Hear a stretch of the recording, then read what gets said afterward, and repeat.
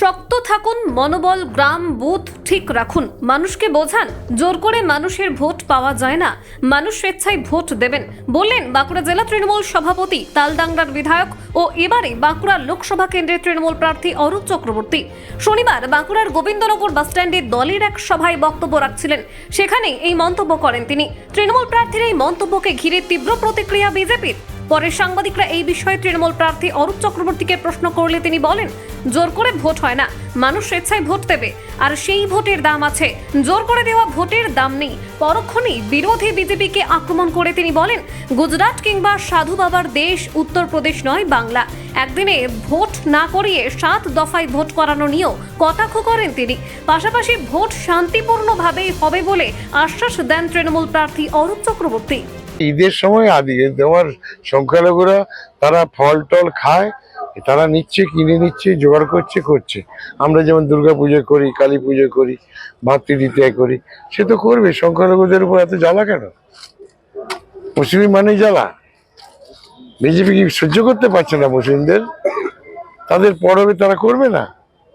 আমি তো করিনি, অরূপ চক্রবর্তী তো দেয়নি, আমার তো কোনো লোগো লাগানো নেই। জোর করে তো ভোট হয় না, মানুষ স্বেচ্ছায় ভোট দেবে, সেই ভোটের দাম আছে, জোর করে ভোটের নাম নেই।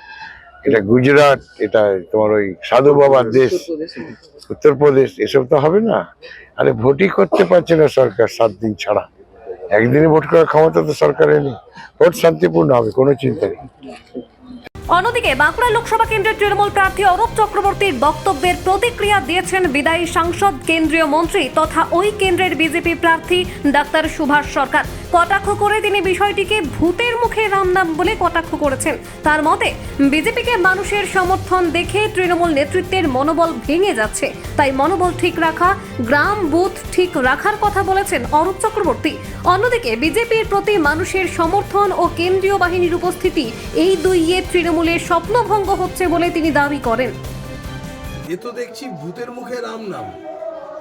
তার মানে কি বিজেপির প্রতি মানুষের সমর্থন দেখে তৃণমূলের কার্যকর্তাদের কি মনোবল ভেঙে যাচ্ছে? তাই উনি বলছেন শক্ত থাকুন, মনোবল রাখুন, গ্রাম ঠিক রাখুন, বুথ ঠিক রাখুন। মানে 1 নম্বর হচ্ছে বিজেপির প্রতি মানুষের সমর্থন, 2 হচ্ছে কেন্দ্রীয় বাহিনীর আসছে, এই শব্দতেই সমস্ত ত্রাস করার স্বপ্ন ঘুচে যাচ্ছে। কলকাতা 24/7.in